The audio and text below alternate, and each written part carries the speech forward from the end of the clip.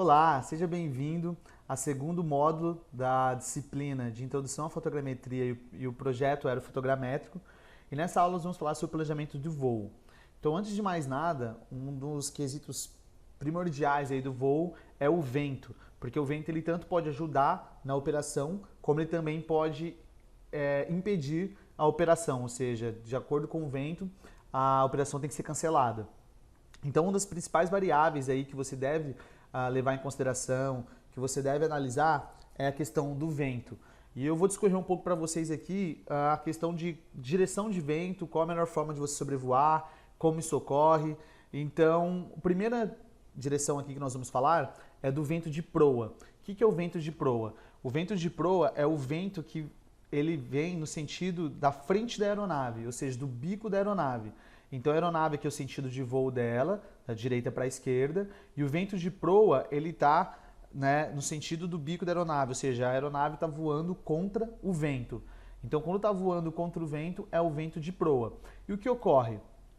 Por exemplo, a aeronave está indo a 11 metros por segundo, que é a velocidade de cruzeiro dela. Cada um vai variar aí de acordo com o modelo. Por exemplo, no Batmap é 11 metros por segundo. Se o vento de proa está a 5 metros por segundo, isso quer dizer que o Batmap vai sobrevoar a 6 metros por segundo. Então, o que está ocorrendo aqui? O vento está segurando a aeronave, ele está diminuindo a velocidade de cruzeiro. Tá?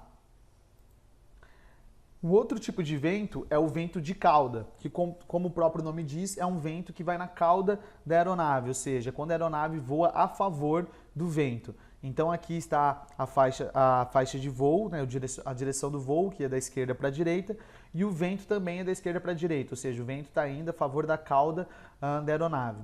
E o que ocorre nesse tipo de voo?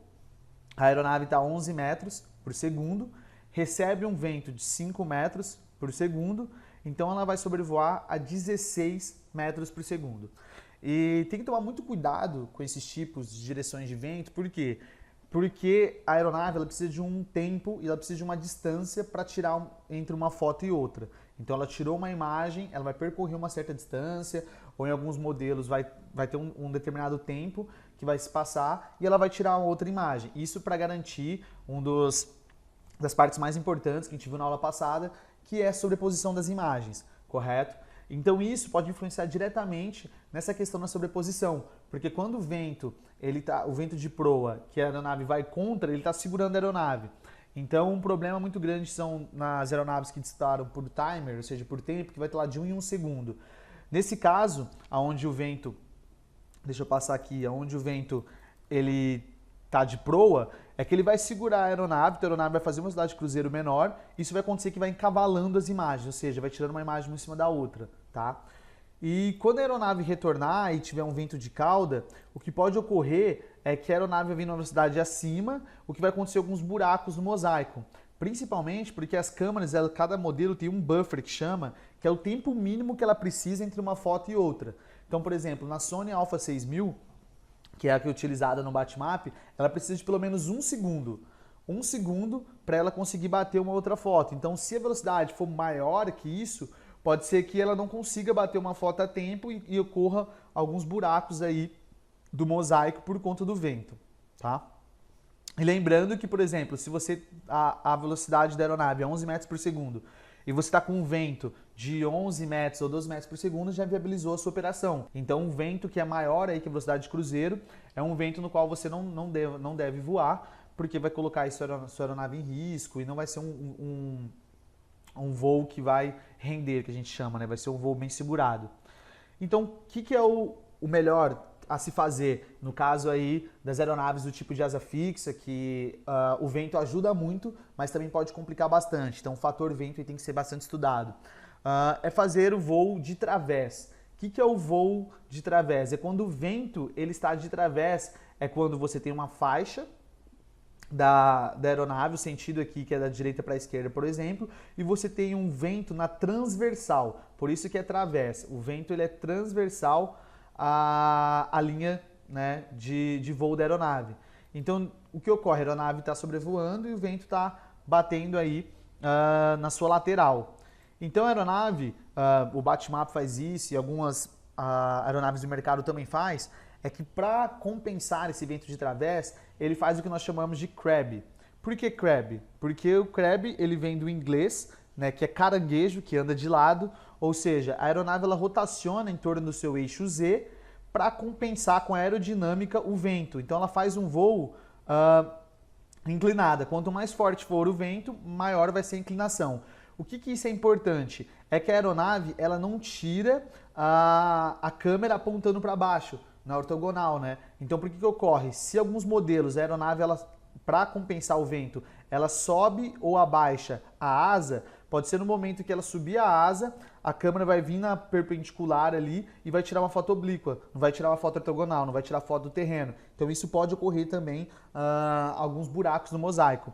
Nesse caso, ele rotaciona no eixo Z, compensa aqui a deriva com a sua aerodinâmica, mas mantendo a câmera aí apontada para baixo, mantendo as fotos ortogonais que são essenciais aí para o mapeamento aéreo. Então ele vai fazendo o voo de través, fazendo a correção da deriva. Então, para ficar um pouco mais claro, vou mostrar aqui um vento. Então, por exemplo, o vento aqui, a direção dele, aqui, né, nós estamos aqui na direção, o norte está para cima, e aqui está o vento. Ó. Essa é a direção do vento aqui em cima, então o vento está vindo para cá. Nesse tipo de plano de voo, a aeronave ela vai ter o vento de cauda, então aqui o vento vai estar batendo na cauda da aeronave. Quando ela fazer a curva e voltar na segunda faixa, vai ter um vento de través. Então, ou seja, aqui vai estar aumentando a velocidade, porque vai estar somando, e aqui vai estar subtraindo, a aeronave vai voar mais lento. Então, dependendo da velocidade do vento, com certeza vai ocorrer alguns buracos aqui, tá? Por conta dessa influência do vento. Quando ela dá uma volta aqui, ela vai sofrer um vento de cauda novamente, e quando ela dá a volta aqui para a última faixa, ela vai sofrer um vento de proa aí, que é o vento contra. Então, por exemplo, aqui está a direção do vento, aqui o certo seria você fazer o planejamento de voo nessa direção, que seria o voo, né, de través. Então a aeronave vai entrar, ela vai compensar aqui o vento, ela vai dar a volta, vai compensar o vento novamente, então ela vai compensando, mas vai mantendo a faixa de voo, vai mantendo as fotos no tempo certo e vai mantendo a qualidade do voo. Então quando você tem um vento aí considerável, que você tem que fazer um estudo, é sempre interessante você trabalhar com o vento de través para você garantir a qualidade aí do seu mapeamento, tá? E lembrando também de sempre, de quando for a campo, verificar aí o voo para ver como que vai estar. Então, por exemplo, aqui, ó, eu vou pegar um exemplo de um site que é muito interessante, que vocês podem utilizar, que é o windtv.com. Então é um site que aí mensura vento, temperatura, nuvens, diversos outros fatores, mas um muito interessante mesmo é o vento. Então basta você digitar aqui sua localização. Aqui eu já deixei uma localização salva, que é a Fazenda Rio Grande, onde está a fazenda da PUC. Então você digita lá, micro-região de Curitiba, ó, aí ele vai achar aqui. Aí você leva o ponto aqui na onde que está a área, então a PUC está mais ou menos aqui, ó, a fazenda experimental da PUC. Então, por exemplo, a gente vai fazer um voo aqui. Então eu posiciono o marcador aqui e aqui ele vai me dar a velocidade do vento constante, tá, pessoal? Aqui ele não está falando de rajadas, que aí o vento de rajadas é um vento problemático, porque é um vento inesperado. Então a aeronave não consegue compensar esse vento aí, dependendo, né, de quão forte foi esse vento. Então, por exemplo, aqui ele está dizendo, ó, que a temperatura do vento e como que está aqui a velocidade do vento em metros por segundo. Então, 1,9 metros por segundo. Então, é interessante se você olhar aqui, ó, na lateral esquerda, que você tem aqui de acordo com os horários, né, a intensidade e a direção do vento. Então, uma coisa interessante também que você tem que levar em consideração é que o vento pode chegar lá no campo, ele pode mudar. Então, repara aqui que ele mudou aqui quando chega às 9 horas, por exemplo. Então, de repente, você fez um planejamento, aí qual que é o ideal? É que você chega lá sabendo como vai ser a velocidade média dos ventos, qual que é a direção, já faz seu planejamento.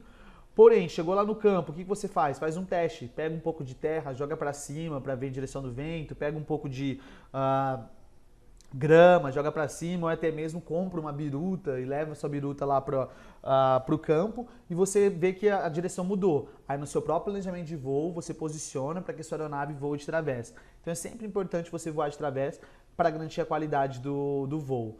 Bom, pessoal, então essa aqui é uma dica de ferramenta, um windtv.com, muito boa, bem precisa, a gente sempre utiliza isso daqui nas nossas demonstrações, nos nossos voos e sempre dá certo, tem uma assertividade muito legal, a gente conversa também com nossos clientes, com nossos parceiros que utilizam a ferramenta e todos falam que a ferramenta ela funciona muito bem, tá? Então você pode ver também questão de chuva, de umidade, então é uma boa ferramenta aí para você conseguir utilizar no seu planejamento. Depois você dá uma explorada melhor aí, ó, no tudo que essa ferramenta pode oferecer.